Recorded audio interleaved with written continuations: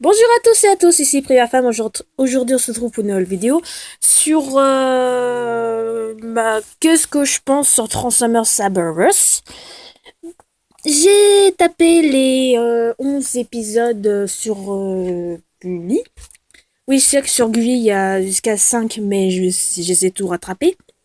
Qu'est-ce que j'en pense je trouve ça cool. Déjà, la première saison, j'ai trouvé ça cool, je l'ai trouvé cool, mais celui-là, il m'a l'air super.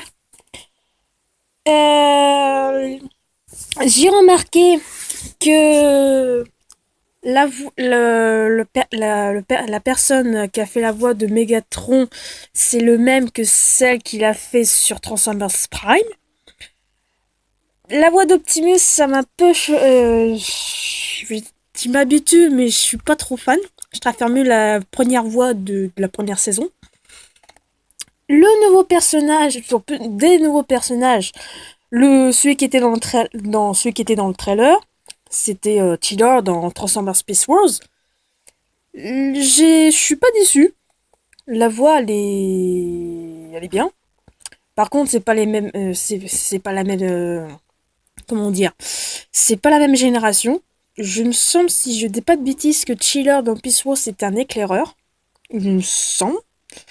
Et après, il y avait d'autres nouveaux personnages comme Loudern dans les comics et les jumeaux. Vous savez, les jumeaux c'est à moi qui sont collés. Ça fait référence entre le comics et le Lutnut version femme. Quand j'ai vu sur la bande-annonce, ça m'a choqué. Et c'est vrai, il y a vraiment le Lutnut version femme. Ça m'a choqué, mais parfait. Franchement, parfait. Non, qu'est-ce que je dis oui, je reviens sur le Tnut comics des films de Michael Bay, version mieux. Et quoi d'autre? Bah, les séries, les épisodes sont géniales. Bon, il y a des quelques séances que j'ouvre un peu ma gueule parce que c'est un peu illogique. Je sais plus c'était quoi. Euh, il y a encore une autre référence de Transformers Prime. Les dévoreurs. Les dévoreurs, ils font complètement, sont plus hauts que celles de Transformers Prime. Vous imaginez le dévoreur qui fait la taille d'un pet shop et le dévoreur que vous voyez dans le dessin animé qui fait ma taille, que je fais plus d'un mètre 60, c'est limite flippant. Je sais pas pourquoi. Et qu'est-ce que je voulais dire? Transcendance pas. Bon, il y avait les. C'est vrai, là, ils reprennent dans. Comment dire? Dans la. Comment dire? Le style de la G1, à peu près. À peu près, c'est de la G1. Il y a les mêmes personnages de la G1, Arcee, Hotshot. Arcee, Hotshot, non, Ratchet est dans la même version que Robot is Disguise 2015. Les Seekers, ça c'est dans G1. Quoi d'autre? Je crois que c'est tout. Je crois que c'est tout. Et si j'oublie des trucs, vous pouvez me dire en commentaire. Pour l'instant, cette série, déjà la saison 1, elle était géniale, j'adore. Et la saison 2, elle est géniale aussi. Bon, il y a des séquences, bon, je sais plus c'était quelle séance.